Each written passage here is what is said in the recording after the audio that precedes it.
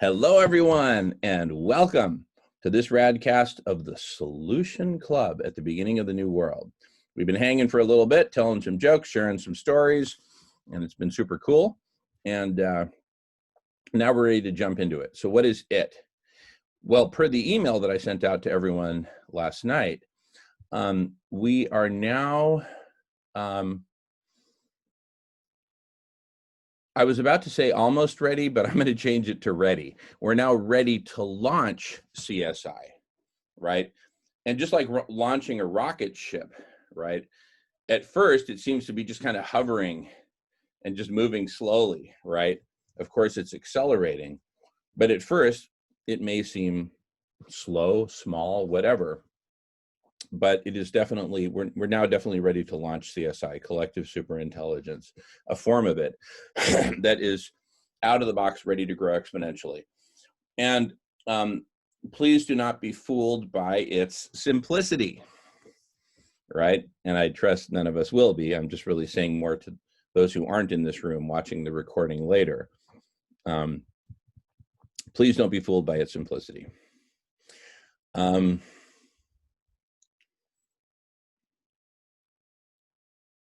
It's kind of like that kitchen implement that was handed down from your grandmother, right? It's simple, unbreakable, it works, and you love holding it in your hand, right? And you're like, why isn't everything made this way, right? We got single-use everything. We got single-use automobiles, single-use can openers, single-use cell phones. It's ridiculous. Anyway, I could go on and on. That's what I'm talking about with this simple, rugged, robust, unmessable with version form of collective superintelligence, or CSI. All right, so what's the magic? What's the big idea? How are we going to do this? First, let me give some context, some background. And this background is only a week old, okay? And the background is this. We just had World Unity Week this last week, which, you know, the closing ceremonies and everything were Saturday night. And what World Unity Week, see, it feels like we're in a whole new, like something very parallel to the computer revolution of the 70s and 80s and 90s, right? And that's ongoing, right? In the sense that, and I had this conversation with Charles Simonyi, who's a Microsoft, ex-Microsoft billionaire who was basically the top coder for several years of the early years at Microsoft. And we were touring this Cambrian explosion exhibit that he had sponsored at the Burke Museum at the University of Washington. So a very big deal, a very beautiful exhibit all about the Cambrian explosion. So we're cruising around, walking around, talking through the exhibits. And my mom was there too. And we had the most wonderful conversation. And he said, this is like the early days of the computer industry. He said, in the early days of the computer industry, there were over 100 different brands of computers, most of which had their own different operating systems and own everything, right? It was a Cambrian explosion. All these weird forms, but then it shook down to, you know, some stable species, like the MacBook Pro that I'm using right now, right? Or a solid Toshiba laptop, or a solid Sony Vaio, or a solid, you know, Alienware high performance desktop. You get the idea. There's a certain number of species that have survived, right? But it starts out with an explosion. So what we've been witnessing is literally an explosion, a Cambrian-like explosion in different forms of these radical transformational conversations, and crucially, networks of conversations. And that's where the industry is headed, right? You know, to build off the parallel, right? You know, the internet went digital under the guidance of Dr. Silas Rao, who will be on later today, right? We're going from just conversations to networks of conversations. And so in that spirit, what happened last week at World Unity Week, which I had emailed about and invited, and we did some field trips from the Solution Club last week to World Unity Week, which was super cool. But what happened with World Unity Week was it became the first, even though it lasted only a week, that doesn't matter. it became the first prototype of a network of conversations with something close to a single point of entry, which is a really important point, which I'll get to a bit later. So it had something close to a single point of entry, and it functioned as a network of conversations where people could bounce from room to room, and were encouraged to do so, right? And where the quality bar was high enough that you could confidently go from room to room and know that you were going to have a good experience, that you weren't going to get beat up or picked on or condescended or told to shut up, or, and which has happened to me in other Zoom video conferences that have been supposedly transformational, right? Because we keep bringing all this baggage from the old paradigm, the old world, into our current reality, which is, of course, totally messed up, right? And so what we're, anyway, World Unity Week was the first prototype of basically a network of conversations with integrity, right? And guess what? People loved it. And at the end, they were saying more, more, more. It's kind of like that song. How do you like it? How do you like it? More, more, more. How do you like it? How do you like it? Oh, sorry. Yeah, got distracted for a moment. Anyway, so people wanted more. They want more, more, more, more, more. And in fact, there were a few of us who hung around after they had shut down the meeting, and we came back through the same link just to see if anyone else was there. We wanted to keep the connection going. And so basically, the world is now ripe, thanks to all the stuff that's happened historically over the last several months and years and decades. The world is now ripe for a network of conversations that doesn't just last for a week or a month, but that is ongoing. All right. So what we are launching now in the next few days, we're going to have a very important meeting at 7 p.m. about this, and I'm not disclosing who's going to be there, but it'll be a limited number of us. It's just a small, these are some of the movers and shakers of this space, and I'm sorry to be so secretive. It's just, I don't want to, I didn't ask their permission to share that we're having this meeting or anything like that. I just want to, it's just this privacy thing. But they are welcome to come here today. So some of them might show up today. And when they do, I won't go like, it's one of them. I won't do that because that's also the privacy thing. But we're having an important meeting at 7, and we're basically having very frequent meetings these days to basically get just kind of like, just the minimal soup starter kit together, so that both, technically and financially and network wise and contributor wise and everything else, we've got, a good base because we're launching this as basically the thing, the conversation.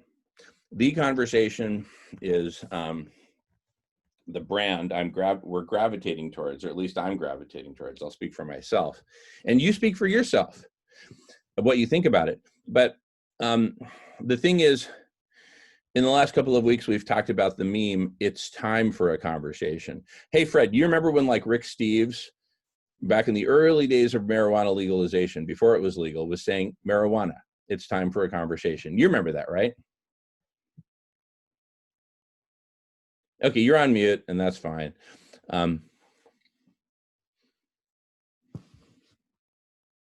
No, I don't actually remember that. Okay. Anyway, it was on his website for years. He's this travel guru, very well known here on the West Coast. He's a friend of mine. And it simply said, marijuana, it's time for a conversation. And that's what drew me in. And so we're using the meme now, it's time for a conversation. But instead of marijuana, it's time for a conversation, it is saving life on Earth. It's time for a conversation. Right. And what that is the antidote to any lingering supposition that may be out there amongst us primates that, oh, the government's got this, we don't need to do anything about it. Or, oh, you know, the scientists, they've got this figured out, we don't need to do anything about it. No, we need to have a conversation. Nobody's got this thing figured out.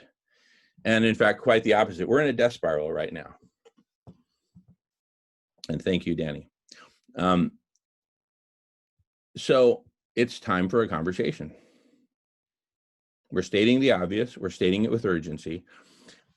Now, notice how I do a slight pivot. This gets a little bit deep into branding, but we're not going to go too deep into it. But take that meme. It's time for a conversation. And take the brand for the network that I'm proposing called The Conversation. Okay, what's different about those two? What's different is in the meme, it's time for a conversation. It's a conversation. But in the network, it's the conversation. Subtle difference, right? But an important one, because what the conversation conveys intentionally is that it's singular. There's only one of them, right? If I had walked up to Jackie's neighborhood when she was 10 years old and I said, is this the Jackie? You'd say, yeah, I'm the Jackie, the one and only. What do you want? I'm your brother. Hello. Anyway. So it's the conversation. It's singular. There's only one. There's only one. Why? There's only one humanity. There's only one planet. We need one network of conversations, not one conversation, but one network of conversations. And, you know, it just so happens that the brand is of something singular, right? The conversation. So what, right? Fred and I live here in the Pacific Northwest, and there's a chain of restaurants around here called The Keg, right? The Keg. Well, I don't think they call it that because they just have one keg, right? It's just the brand, right? Okay. Or one restaurant for that matter. It's the brand. So the conversation, because it's like, whoa, you know, you hear the conversation. It's like, what conversation? Right? And if you hear the meme, it's time for a conversation. It's like, about what? Right? You know, if Melissa comes home and says, Jamin, it's time for a conversation, I want to like run and hide in the bathroom or something. Right?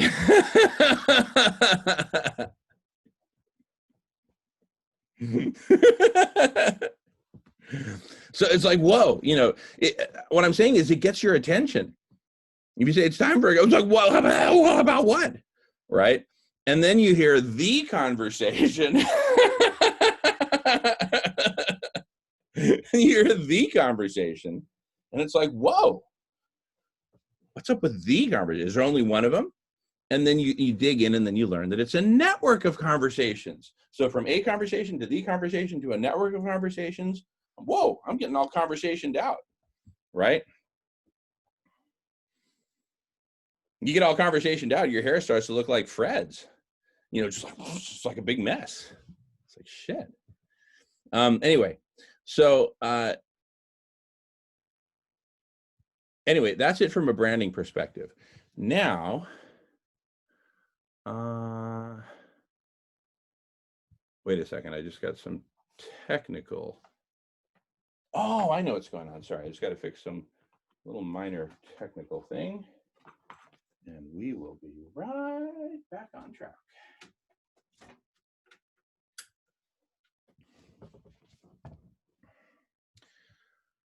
All right.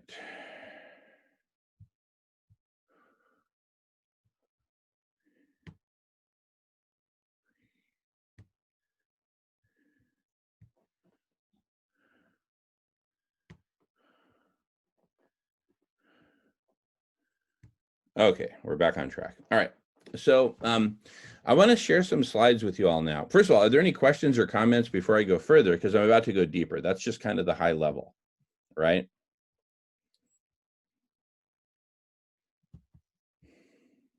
All right, Emery, go for it. Yeah, I just wanted to ask about the conversation. The conversations that we are envisioning are public conversations, correct? Or is there going to be, um, you know, a section of the network that is more geared for private conversations? And do you see a need for um, public conversations where everyone is invited, where everyone has a chance to, you know, to participate? I'm going to answer by the way of a little kind of a mini song, okay? I don't want private conversations. I never want to work that hard. Oh, I just want humanity who I can talk to. I love you just the way you are. That's where I'm coming from, right? So I'm all about like these public conversations. I'm not into this like this private stuff. But having said that, what did we do for the first hour of our meeting today? We had a private conversation. I'm not ashamed to admit it to you. Ooh. You know, so it's like in general, meetings will start as private conversations. It's not you just start, whoa, suddenly we're recording and streaming. Whoa. No, chill out. You know, have a bong hit, whatever. And then, you know, let's just hang out for a bit. And then when we're all ready, then we record, that kind of thing. And some of the private conversations will just stay private. Maybe somebody's having some issue and they just need to talk with their friends. I get by with a little help from my friends. Get high. Okay, so that's it. Any other questions, comments? Thank you, Emery. All right. So let's talk through it a bit more before I go into slideshow mode. I heard somebody say a few days ago that like somebody who uses PowerPoint, it's because they have no power and they don't have any point to make. So they break out PowerPoint slides instead. Okay, so let's talk about this network of conversations. Okay, so you all have heard the terms like in network and out of network, right? Just whoever has the first thought about that, like where have you heard that? In what context? In network and out of network? Just mention one if you think of one. Yeah. News. Healthcare.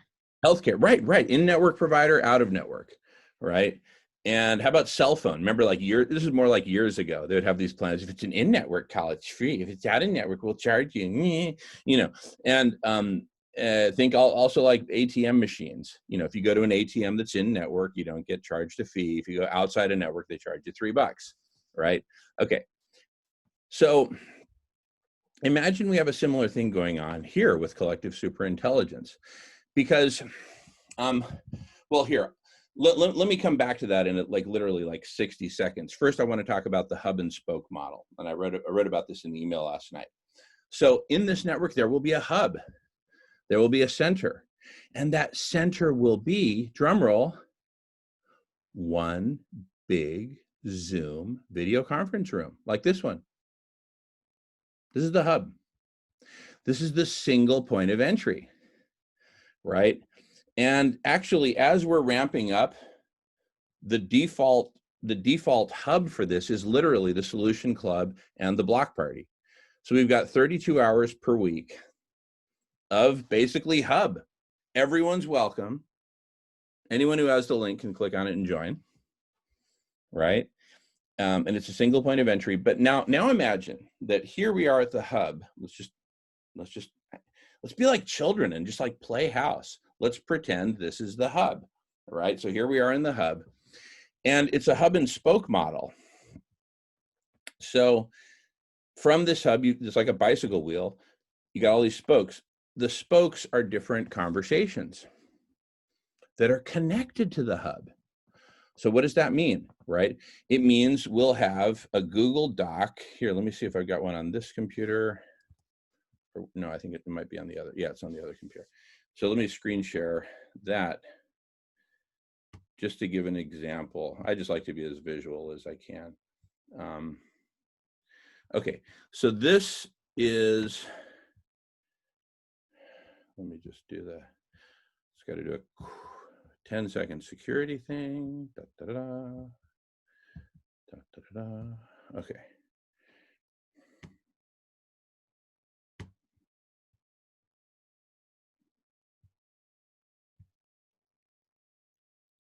Okay, this is nothing more than, this is a part of World Unity Week and some of the conversations. And you see how each of them has its own Zoom link, right? A little summary, who's leading it, right? And what the link is. See, some of them have meeting IDs and all that. Others, it's just a link that you just join, right? You know, here's one that got taken off. Okay, fine. You know, it's a Google Doc. So, you know, probably a number of different people edited it and posted stuff. And then, you know, they pared it down and whatever. And anyway, I'm just giving you an example of just how simple this can be. It doesn't have to be complicated. I don't even know what all this other stuff is. So let me stop sharing. Okay. So just imagine that just like I just shared there, and I could post the link into the chat if I wanted to. I'm just using it as an example. So now what are we talking about? What does our universe consist of? We have a hub, which is this Zoom room, one Zoom room, single point of entry. And we have a bunch of spokes, links to different meetings, and a single Google Doc with a list of all the meetings. And now imagine this dynamic starts to happen. Here we are at the hub, and our job, just pretend it's the welcoming committee. We just want to welcome the bleep out of whoever shows up here, right? And let them know about the network and be kind of like a guide, right, for them. A chaperone who can go with them into these different meeting rooms within the network. And within the network are simply the spokes. These are meetings that essentially one of us, one of our community, has created and scheduled and put on there. So what is this one of us? What's this us versus them thing? Well, there is no them, there's only us. And in fact, welcome, join us, everyone's welcome. So there's just us. And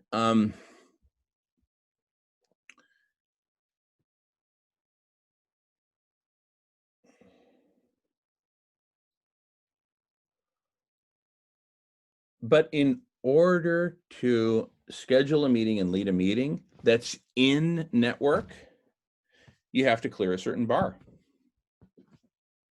right? Simple. What's the bar? Compassion. How do we know you've cleared the bar? You're certified compassionate. Now, Jackie was certified compassionate the day she was born. I know because I was there. All right. So, but other people like Fred, you know, he needs to clean up his act. He needs to get a shave and a haircut and, you know, take a shower or something, you know. And so, you know, we're going to have a whole process by which people become certified compassionate. Right? So, you know, to be a certified compassionate leader, you basically, so you know how I do these meetings. I think I do a pretty good job, and you know, I'm very, you know, respectful. If it's my brother Fred, I'll joke with him. If it's my sister Jackie, I'll joke with her. But you know, if you're some new person, I'm not going to just start joking around with you, right? By the way, we are recording and broadcasting, or live streaming rather. Someone just joined. Looks like by phone. Oh, I think that might be Dylan. He said he's jumping back on by phone, so that must be Dylan. Okay, welcome back, Dylan. Anyway, excuse me. So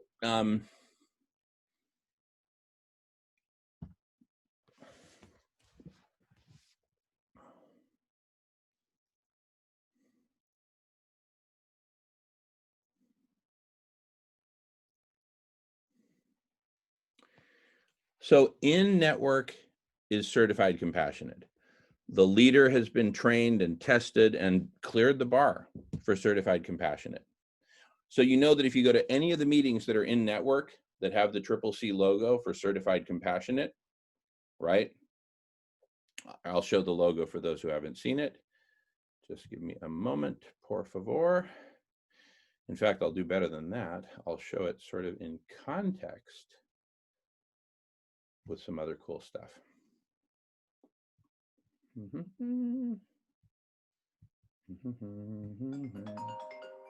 Oh shoot, I gotta take this call. I'm gonna pause recordings and but we're still streaming. Just feel free to share while I take it. All right, after a little pause. Oh yeah, I was gonna show some images of certified compassionate. Here we go. Okay. And by the way, this can definitely evolve over time. It doesn't have to be like a fixed thing. But anyway, here it is. Let me just make sure everything's good here. Okay, good. Okay.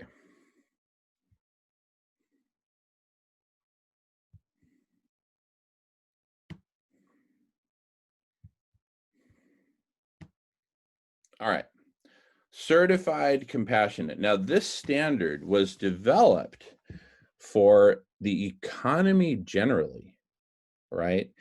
And so its original name, and its name to this day, is CCC, Certified Compassionate Company or companies, right? And what is the definition? That all of the profits of a certified compassionate company must go to eradicating hunger. And when we say profits, what we don't mean is revenue. And so what we do mean is that money, any money that's left over, if there is money that's left over, if it's profitable, the enterprise, after paying all bills, all taxes, payroll, benefits, you name it, after all suppliers, after everything is paid, it's the money that's left over. So Newman's Own has done this successfully for decades now, and they give all their profits to various charities. CCC was largely inspired by the success of Newman's Own, but instead of having it be one brand, which is now overextended in the case of Newman's Own, way overextended, it would be a standard that could support multiple brands across all industries, other than the industries that should not exist, like the arms industry, et cetera. So all profits go to eradicating hunger, socially transformational, and ecologically regenerative. Those are the three criteria. So in terms of sending profits to ending hunger, can you give me an example of that? Well, yeah, Community Cafe. Here's the very first one we started back in late 2015 in Rosamond, California, feeding an entire community for free, nutritious food for free. And now, a few years later, I'm proud to add nutritious, immune-boosting, plant-based foods for free. But whereas before we would bring the people to the cafe, or they would come to the cafe, now it's a mobile model where the food is being delivered to those who need, so we stop the spread of COVID. And this is part of a virtuous cycle called the Hungerless Games, and I can talk later about the first compassionate brand run by my brother Takuya Sato of Sato Hemp of Japan. My brother Takuya is the Hemperor of Japan and one of the most compassionate entrepreneurs you'll ever meet. So that's it, CCC. Okay, so now, what we're talking about is applying this standard to conversations. Hey, if you can have a CCC, chocolate bar and a CCC parachute, can you not have a CCC conversation? Why not, right? Okay. So that's what we're talking about by setting a bar and developing that bar, maintaining it, keeping it strong, and having integrity for the whole process. So You don't get to be certified compassionate just because you want to be. You have to prove. How do you prove it? By just, by demonstrating that you can lead a conversation successfully, right? And we'll have all kinds of ways of, not all kinds, but a number of ways of being able to verify that, and so forth. So that's in network. Now, check this out. This is a really cool thing, okay? There are a whole bunch of conversations that will be happening at any given time that are outside the network, right? Remember the whole in network, out of network? And so listen to this. So both on the hub itself of, where we're having this central meeting place, right? This central Zoom conversation. In fact, I came up with a name for it, the hub. Instead of calling it the hub, try this one out. The lounge. The lounge. What more comfortable, casual place to hang out than a lounge? Thank you, Jackie. Thank you. I feel like doing this. Jackie gets it. Oh, Emery's clapping his robotic hands. Thank you, Emery. Okay. Yes. Jamin, Yes, sir. I don't like it. I'm just saying that. I don't know why I don't like it, but I don't like it. All right. Well, hey, no, I appreciate that. I'll think about it. I think it's because it's kind of like too much like lying down, being too comfortable. That's true, but also consider that one of the things that we want to achieve is conversation precisely in a comfortable atmosphere, right? Like there's no yelling allowed in the lounge. You can't bring your boombox into the lounge and blast music that people don't want to hear, right? And you don't see people fighting in a lounge. They're not supposed to fight in a lounge. You want to fight, go to the bar down the street, but not in the lounge, right? Anyway, but look, I don't want to get hung up on names because we can change the names to whatever we want, right? I'm just throwing out some possibilities. But anyway, I'll just use it as a placeholder for now, unless there's a strong objection. So the lounge is the hub, the network of conversations that's in network are certified compassionate. So you're going to have a good experience there. You won't necessarily agree with the presenter or the majority of people in the room, or not necessarily with anyone in the room, but you will have a good experience. And you will be able to, if you find this is not the conversation for you, hey, pick another one within the network and come back to the lounge. One of the great things about the lounge is we talk about, listen to this, we talk about the different conversations that are happening throughout the network, as well as outside the network. We're not just exclusive to in-network, right? We also talk about and point to, and even include in the Google Doc itself, links to other conversations that are happening outside the network. We just say, listen, we can't certify them. They look cool, right?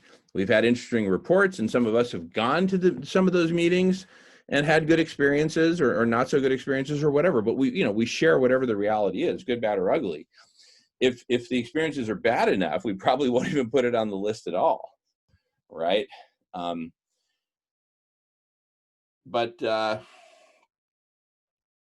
that's the gist. Any questions, comments, feedback? How's this all landing?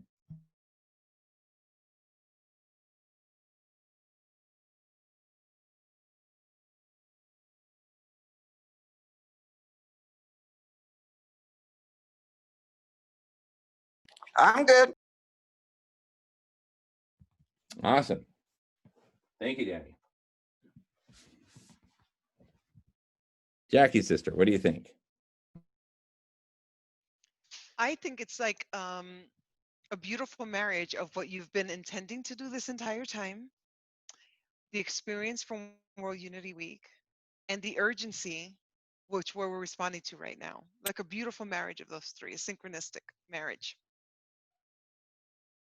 Totally, because the urgency could not be greater until tomorrow, when it will be greater. And then again, we'll wake up tomorrow. It'll be like Groundhog Day all over again. We'll say the urgency could not be greater until tomorrow. It's going to keep getting more urgent until we finally, and pardon me, vegans, but until we finally grab this tiger by the balls and give it a good shake and show it who's boss. That's SRM. SRM is showing this death spiral who's boss. The death spiral or us. We're in the death grip right now. We either bust a move and turn the tables on this beast, or its curtains. And what we're providing here, starting in perhaps the most unlikely of places, a lounge, for crying out loud. I mean, it probably smells of dead cigarette butts, for crying out loud. Anyway, so it starts in the unlikeliest of places, a mere lounge, right? But with the hub and spoke model and the infinite growth model, not the infinite growth paradigm, the infinite growth model in terms of infinitely growing the collective superintelligence, and it will grow infinitely. There's no question about it. There's no end to its growth. There is no, I need support. It's like, name that tune. Raise your hand if you know what you're about to sing. Hey, Jamin. Yeah. I I feel like I'm about to be scolded. Yeah, no, go ahead. no. I want to tell you, because I've been an activist on Twitter and the like for quite a while now, and I can tell you the mood is so right, because people are frustrated that they have no outlet for participation in the change. Go. Thank you, Danny. And that's actually where I start my slideshow. I'm going to start the slideshow right now. I'm going to do it right now. And that's exactly it. That's the heart of the frustration. So check this out. In fact, when this video is done, let's just share it all over the place. Because here's where we're basically saying, hello world, you know, this is the starting gate. Join us. Who wouldn't want to be here for the start of this? Anyway, let me screen share.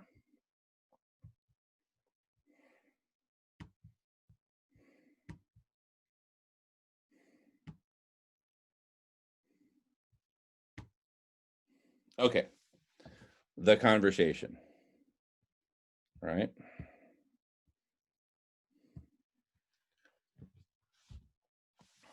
That's what we're talking about.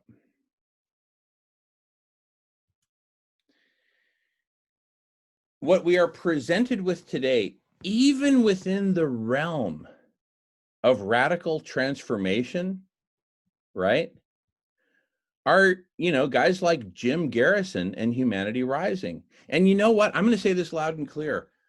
God bless Jim Garrison and Humanity Rising for doing what they're doing, right? And what they're doing is, like you see Jim in the picture there, it's one person, right, talking into the camera, talking to you, right? And you're sitting there listening. Or sometimes it's not one person, but two people. Look familiar? Sitting there talking to each other, and they're broadcasting to you, and you get to listen to that. And some of the communities are like really cool communities, like Rebel Wisdom, right? They're based in England, I'm sure. So you must know about them. We jokingly, on this side of the pond, we jokingly referred to them as the bearded Englishmen, because they're a bunch of bearded, thank you, Fred. They're a bunch of bearded, white English dudes with impressive degrees and impressive pedigrees and very, very smart. And the rest of us get to sit back and listen, right? You know, they try to be all casual and everything. They'll show up to a meeting in an undershirt and all unshaven and everything. But anyway, you know, they're very smart. I love listening to their stuff. I love listening to Humanity Rising. I could listen. But here's part of the problem. I'm not alone in this. 99.99% of humanity is sitting back and doing this. My favorite picture, Jamin. They're sitting back and doing a whole lot of this. And if we're quiet for a minute, I think I can even hear Fred saying, duh. We're sitting back here just going, duh. You know, I'm glad all those smart bearded Englishmen from Cambridge have this all figured out. And by the way, if you'll pay it, they'll take $25 a month from you every month for the rest of your life to be in their supposed inner circle. But, you know, whether it's Joe Rogan interviewing Elon Musk, whether it's Jim Garrison lecturing to us, or whether it's the bearded Englishman, all right? Don't you love that? So how we refer to them as the bearded Englishmen? I mean, they're all smart as hell, right? I don't trust any bearded Englishman. No, I know, but you know, look, we Americans, first of all, we're not that smart. And over in England, you're all like really smart. And the smartest of you have beards and stuff like that. So unless you're a woman. We are not smart, I can say. Well, you certainly sound smart when you talk. But anyway, look, this is Americana jokes, of course. But anyway, I literally refer to them as the bearded Englishmen. And it's sarcastically because you only see the bearded Englishmen on camera. You never see normal folks like us, right? And again, what are we doing? We're doing this. We, the vast majority of humanity. Now, we here in the Solution Club and the Block Party, right? Right? I love that picture so much. Don't you love it? Listen, if you look carefully, you can find me in the picture. Look, see me moving my mouse? See me moving the mouse? I can see Fred as well. No, I can see Fred too. But look, there's me. There's me. You know why? I'm not looking at the screen. I'm looking at you and I'm saying, hey, you know, screw you. I'm not happy just sitting back here watching some bearded Englishmen on the screen. Right? It's good how you spot. It's good that you spotted the rebel, because I didn't even spot. I didn't even spot the rebel. That's me. That's me. I'm saying, hey, you know. All right, let me go back to video here. So, you know, that is the state of our world today. The venues that are billing themselves out as, oh, we're having these transformational conversations, they're charging you money and giving you a pair of filtered glasses with which to sit back and watch some really smart bearded Englishmen soliloquize about the coming transformation. It's like, now, so if that's what we've got at present, what is it that we need? And now it gets really fun, says me. All right, so here we are with So's favorite picture, and for good reason. If this is what we have, what do we need? Where do we need to go from here? Well, we need a lot less of that and a lot more of this. Ordinary people coming together and talking and acknowledging the elephant in the room, right? Like we're doing here, and saying, hey, let's do something about this. You know what? I'm not willing to just put my life and the future of the world on autopilot and leave it in the hands of Donald Trump and some Brazilian dictator to figure out, you know, where we go from here. Let's get together. Let's get together. Yeah, yeah, yeah. We could have a real good time. Let's get together and do this. Now, if all we had were the lounge, right? And thank you, Sal. If all we had were the lounge, it'd get pretty crowded and overwhelming, and it'd be pretty chaotic. So what we need is not a single conversation, but a network of conversations. It's what we've been talking about literally for years. I can't even count the years on one hand anymore. The network of conversations is what we need. And this picture actually says a lot, and I'm going to unpack it. But in this picture, there is a location for the lounge. Take a guess where the lounge is in this picture. the hub? No, no idea. The lounge is the yellow funnel. And what we're basically saying is it's a catch-all. For anyone who wants to come into the network, there's a single point of entry, and it's the lounge. And when someone comes into the lounge, again, imagine it's us who are there receiving them and saying, welcome, high five, give me some. And if they don't run away from our being too, sweet and kind and welcoming, they'll stick around and they'll learn what this is about. We'll just tell them. And we'll say, look, yeah, go ahead, so go ahead. A few times, Damon, you mentioned having disruptive people who came in. I'm not talking about the Zoom bombers. I'm talking about people who actually took part in the conversation. I think the first time I went into the CSI, there was a guy, and he wasn't that disruptive. He just wouldn't stop talking. Even though you asked if other people could have a turn, he just kept on and on. And then he came back, and it was very amusing visually. I'm glad he wasn't in the room in a sense, but he seemed to, he took an axe, and I think he pretended to chop up something with his axe. Oh, yeah, I know who you're talking about. You're talking about, yeah. But does that happen a lot, or has it happened? No. That's a special case. And the thing is, given that he brought out apparently an axe and was quite rude to some folks, he hasn't been back since, right?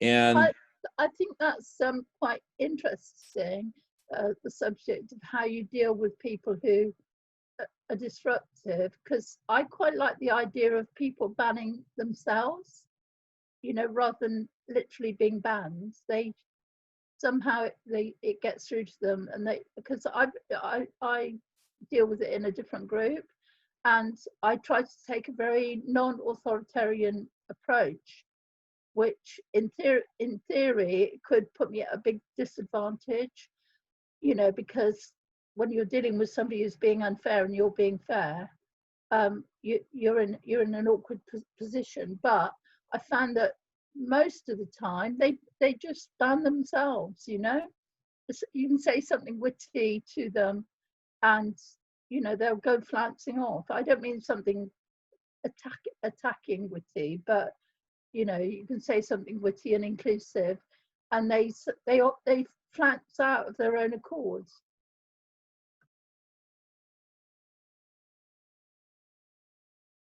yeah, totally. In fact, that has been exactly the case with every single disruptive person who has come to the block party and been disruptive. In every single case except for one, right? And that one case is a person who made it very clear that they simply could not support in any way the powers that be, and they were identifying me as part of the powers that be. So they were coming on with every intention of disrupting, like that was their mission. And so that one person had to be blocked and banned, right, for obvious reasons. But everyone else has banned themselves so literally every last person has banned themselves. I mean, we've had conversations that I think have inspired such self-banning that I've participated in.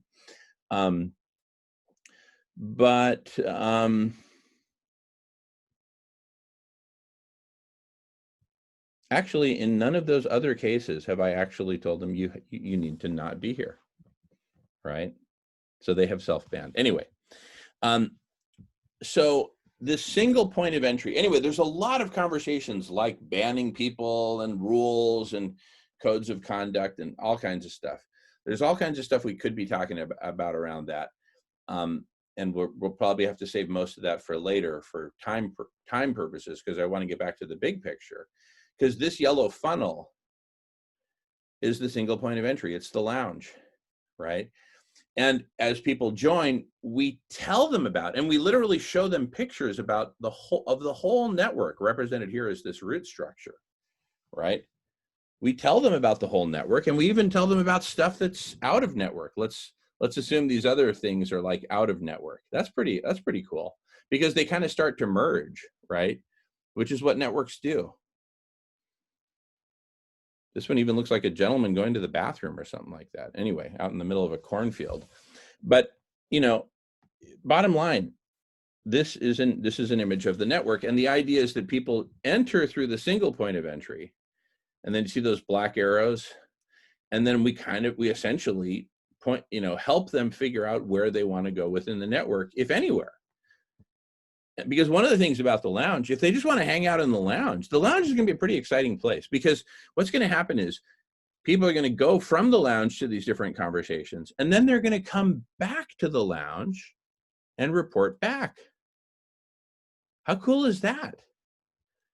So it becomes this pulsating dialectic between the lounge and the rest of the network, right?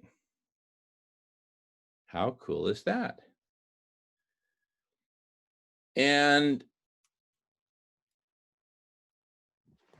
among the spokes, among the conversations within the network will be some, for example, there might be conversations going on such as the following 5.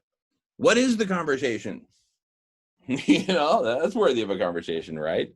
It sounds circular, but it's not. It's let's have a conversation about this thing called the conversation, about the network. Let's talk about the network. What is it?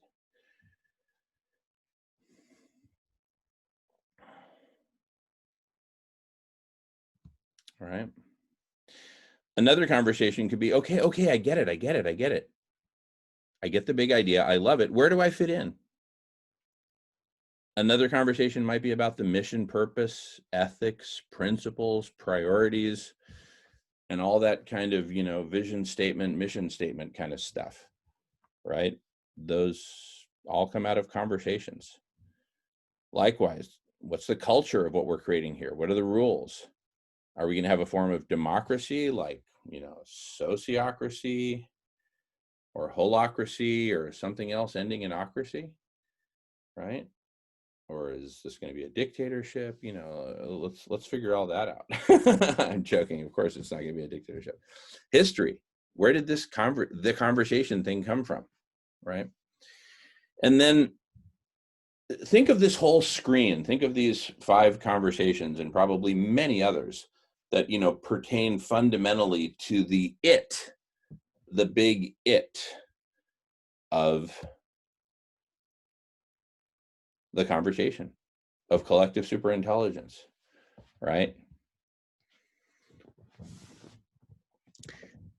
And this is not to be discounted or overlooked, right, or minimized, because we primates, when we show up in a new space, these are our questions. Who the heck are you all? How did you get here? Why are you here? Where are you going? What's your mission? What's your purpose? What's up? Who are you? Right? Or as the Who would sing back in, 1975? Who are you? Who are you? Who? Jamin, I've got a question. Are you going to put out a recording of Jamin's greatest hits?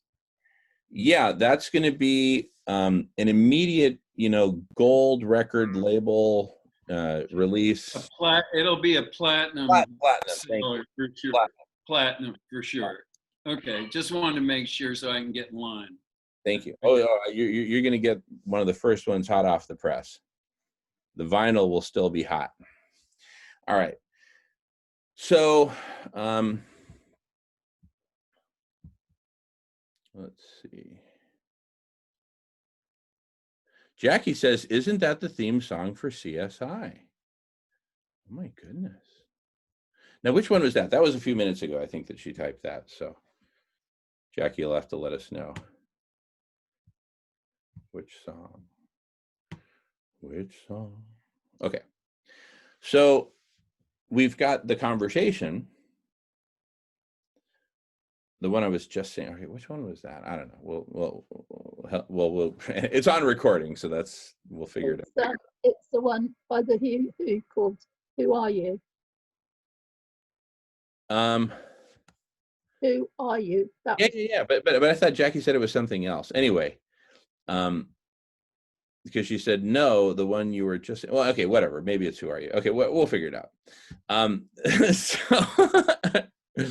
And Jackie says the show. Yeah, we should definitely do a reality television show. And I've done my rounds with the documentary television folks from the cannabis days, and more about that later. But anyway, definitely we ought to have a show, because what the show will do is it will bring the conversation into people's living rooms, and it'll do it in a way that's entertaining. You'll have real characters on the show, like Fred. Fred, please don't get a haircut. I want you to be like the hairy dude, the unfrozen caveman lawyer from Manhattan or something like that, like from Saturday Night Live. You can be that guy. You can be that hairy, unfrozen dude. Anyway, beyond these big topics directly related to the conversation as a thing, this who are you? Who? Okay. Beyond that, we've got other big topics. And now we're in Dylan territory. I don't think Dylan's on the call at the moment. Hopefully he'll be back. Sometimes he's got to deal with stuff. Actually, no. It looks like Dylan is still on. I see his phone number there. Okay, good. Anyway, beyond this who are you thing, let's figure out what do we need to do together. Now that we figured out who we are, all right, where do we go from here? What do we need to do? What's the most urgent? Well, cooling the planet, feeding everyone, Black Lives Matter, and more broadly, social and environmental justice and protection and rights, right? Not just after the fact justice, but let's guarantee human rights and environmental rights so that injustices don't happen in the first place.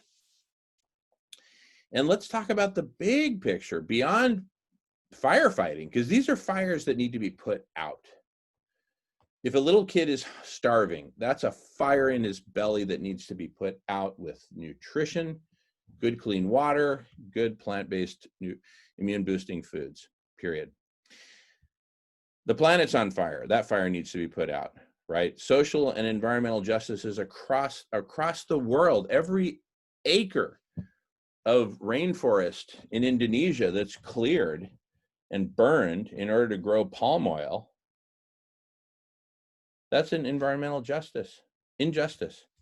So anyway, beyond putting out all those fires, thank you. So where are we going? What's the goal or the ideal end state of all of this, of the whole of this transformation, right? And what can we do now?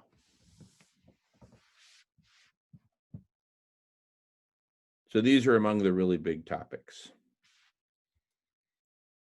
And I borrowed this image from a recent presentation by the Nova Sutras, who participated in World Unity Week. See, this is among the groups I was able to meet at World Unity Week, is Nova Sutras.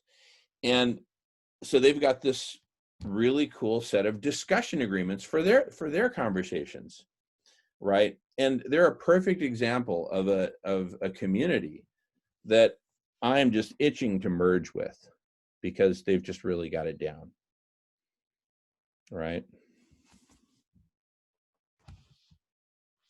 Anyway, and there's all kinds of models for group conversations and breaking them down. Here, this is an image of what's called the World Cafe, right? Raise your hand if you've heard of the World Cafe as a model, not that whether you've participated or just heard of it. But anyway, it's literally an infinitely scalable model for, you bring together a big group of people, big or small, doesn't matter what size, the bigger the better. And they break into groups of 4. And they have conversations for 20 minutes. And they have there's a special skill set within the visual arts.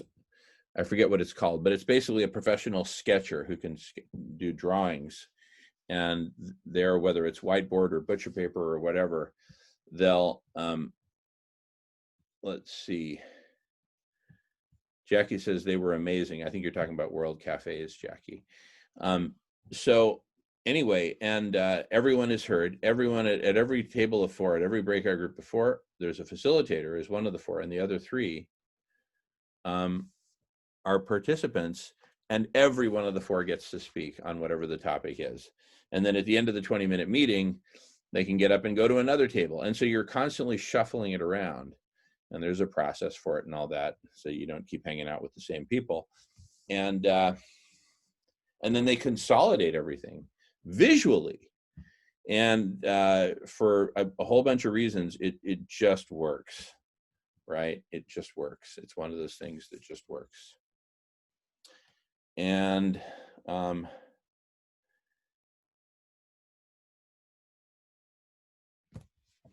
you know, we're working, the architecture is actually very, very simple. Or it can be very simple. So we're starting out with something very, very simple. Of course, over time, it's going to grow much more complex as the network grows, right?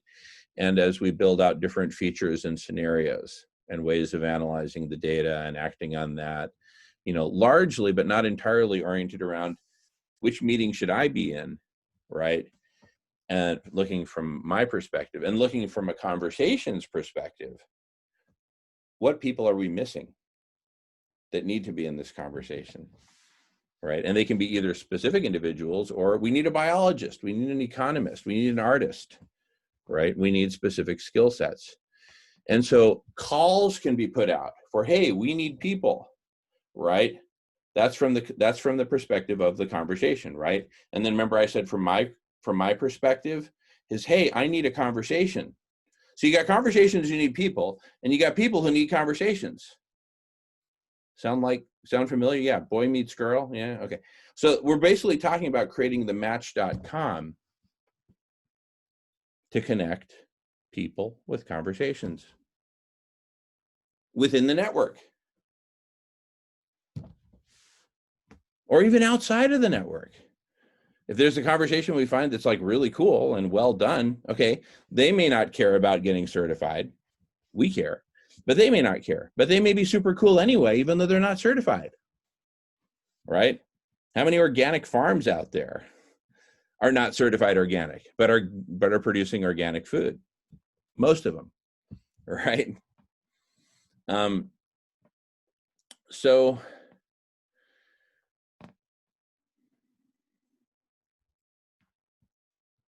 I mean, in a nutshell, that's it, right?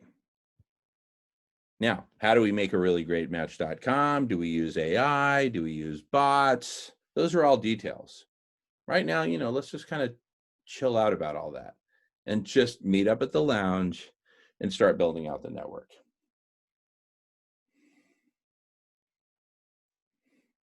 And Jackie, if you want to get certified, let's do the process and you'll be certified. Certified compassionate. You can get a tattoo on your forehead, CCC. You don't have to. The tattoo is optional. And because here's the thing, I think you've got all the right stuff. There may be a couple things you need to learn. I don't know. But once you're certified, among other things, it'll give you the self-confidence that I'm actually certified. I can doubt myself if I want, but objectively, I'm certified. I'm certified compassionate.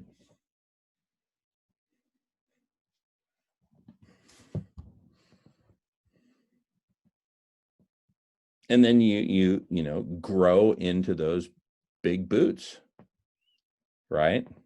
Of being a compassionate leader, compassionate warrior, bringing people together, right?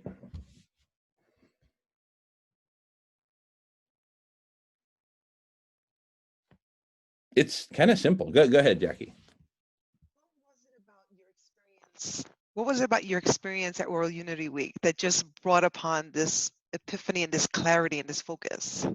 Here's what it is. I used to experience the world as a dry desert with like tumbleweeds and scorpions. Danny, your microphone's unmuted. Are you waiting to speak? Or just Sorry, I don't know what I. no problem, no problem. So my experience of the world used to be this dry desert with like tumbleweeds and scorpions and hot scorching sun and not enough water. And every once in a while, some dude like looking like Fred would walk by with a cowboy hat, and I'd just be like, ugh. And so my experience of the world was just there's so few of us who are actually willing to jump in and have a real conversation. And I was just going crazy. And then walking through the desert, I come upon this oasis. And there's a whole bunch of people who want to get it on and talk. And Fred's on mute. I don't know if he's trying to talk to us or to himself. Sometimes he just kind of loses it. And anyway, it's like I come upon this oasis. You're still on mute, Fred. I think he's just losing it. Anyway, so we come upon this oasis. And Fred, are you okay? Here, I'm gonna pause record one. Okay, we're back recording. So I came upon this oasis, and it was a network of conversations, and there were a lot of people. And I said, oh, and it was like a jungle, right? And everyone was kind of happy to be there and happy to be having actual conversations. And there was a whole network of actual conversations. Now, it only lasted a week, right? But it showed us that it could be done, right?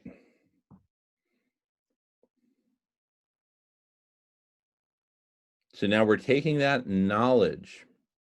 My sister sometimes says we're in the age of knowing, right? We can pretend we don't know. I can't see you, so you can't see me, or we can grow up and say, all right, we know this to be true. We know that we can come together and be a united humanity. World Unity Week helped teach us that. So coming out of that, man, I'm just on fire. And so we had a meeting yesterday evening, in fact, where we talked about this. And again, this is part of the folks who I'm not disclosing just for their privacy and privacy generally. But basically, there are folks who have the means to bring together significant critical mass of people. But the way I see it, we actually don't even need like any big like critical mass or anything like that. We simply need to package this the right way, market it the right way, tweet about it the right way, Facebook about it the right way, right? And I just love that Fred's having like a parallel conversation and he doesn't even know that we're talking. I mean, it's just so cool. Anyway, so and look, he's scratching his beard. That's awesome. Anyway, so we're having fun here, by the way. I only do that because Fred likes it. So, but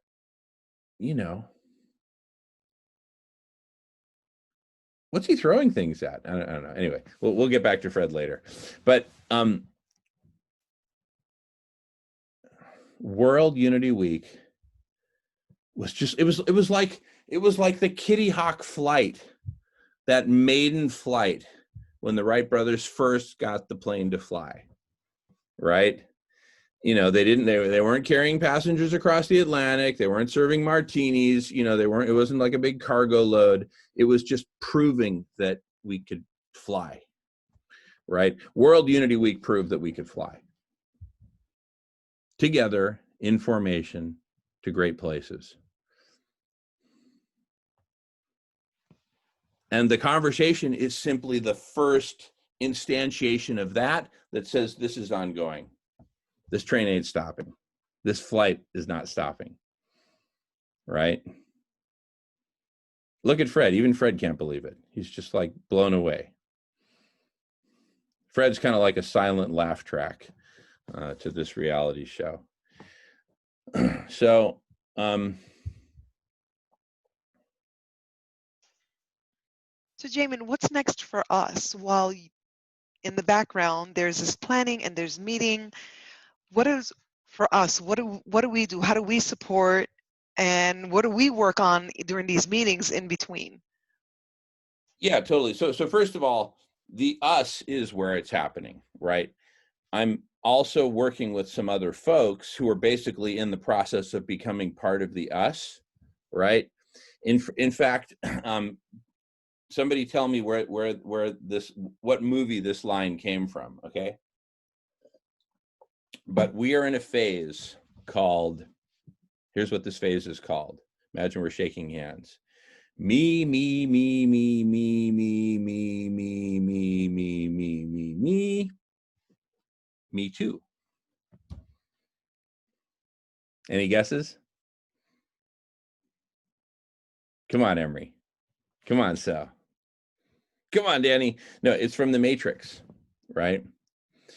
Where that dude, like one of the bad guys, just squeezes this dude and shakes it really hard, and then essentially turns his victim into a copy of himself, right? Me, me, me. Okay, well, in our case, we're not trying to turn anyone into a copy of anyone else, but we are grafting from our mind and heart and collective spirit onto others so that they can say, I get it too, right? We're sharing a vision. And so that's the phase. And so basically, but where it's at is right here. This is the we. This is where it's at. It's not like it's happening somewhere else and I'm bringing back some crumbs or some leftovers from that party to here. This is the party right here, right? And I'm just, bringing in some, folks who can help us do big stuff together. That's all, right? That's all. So what can we do? So here's one of the things is I need some help from like someone who's like just like a ninja at like Twitter, right? And I'm sure they're out there. I just need to find it and a Twitter ninja. In fact, Emery, it occurs to me, you reached out to that gentleman in Pakistan, right? I would bet you that he's either a ninja himself or he knows, and he probably knows a bunch more, who, since they're in Pakistan, they'll be delighted to, help out for, I don't know, X dollars per hour, right? So it won't break the bank, and I'll get my Twitter ninja, right? And also, I want to create a website for the conversation, and one specifically for the lounge, right? Where you go to the lounge and you just see the live stream of what's happening in the lounge right now. And here's the link to join. Join us. That's the lounge. And likewise, a website for the conversation. Here it is. And on the conversation there, you'd see a map of the network. You go to the conversation, you see a map of the network. You go to the lounge, you see a live stream of the lounge. And between those two, those are your bifocals. If you see the lounge and you see what they're talking about, then you see the network and you say, oh, that's what they're talking about. You can visualize it, right? You're good to go. In fact, in terms of visualizing the network, see, this is all going to grow. This is explosive growth that we're on the verge of. Because just as Danny said, it's blowing up on Twitter. People are frustrated because they're not part of the conversation. They want to be part of the solution. They don't want to just sit back and be told, where to write their check every month. And then what are they supposed to do in the meantime, in between writing checks? Watch Fox News, And we're saying what those nonprofits are basically telling you is, listen, number one, you're stupid. And we don't need you in the conversation because we don't need stupid. We've got enough smart people over here. We got enough brilliant, bearded Englishmen captaining this ship. Thank you very much. So just take your place. Oh, but do send your money here. right? What they're basically saying is all we really value for is your money, right? So it's contaminated by money, contaminated by ego. It's the old paradigm. All that just because it has the word transformational in it doesn't mean that it's actually transformational. Just because Coke has the slogan "Coke adds life" doesn't mean that drinking Coke is good for you, right? In fact, high fructose corn syrup is a poison.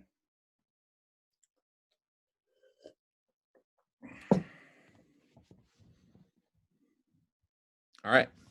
So what might the network of conversations look like?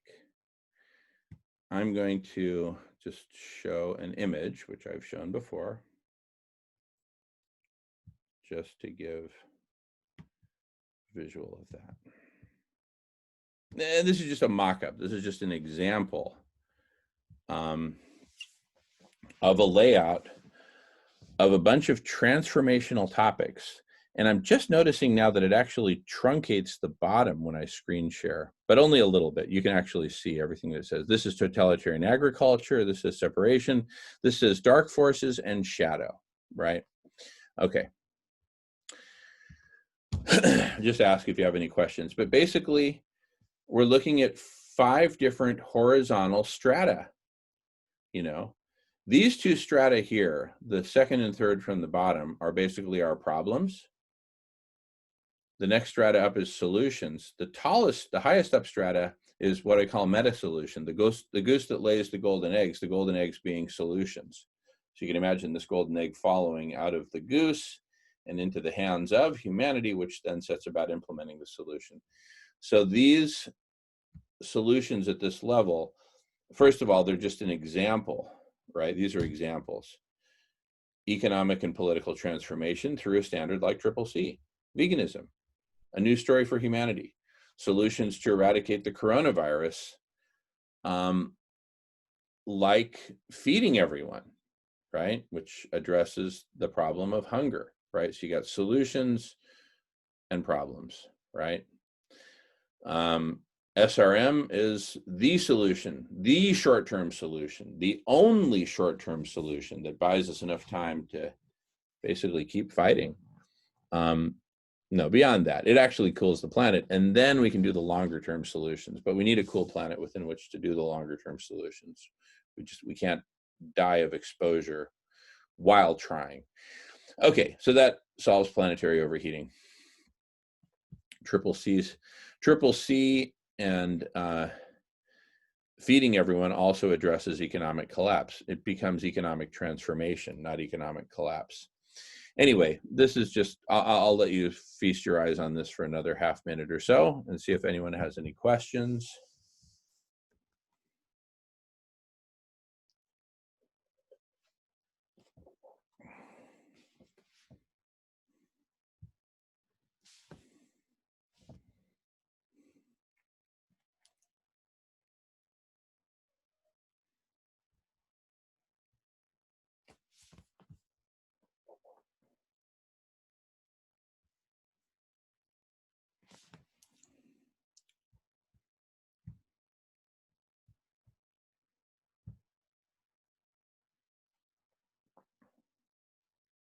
All right. How's everybody doing? Let me just kind of see who's there, who's engaged right now. I'm going to pause the recording for a moment.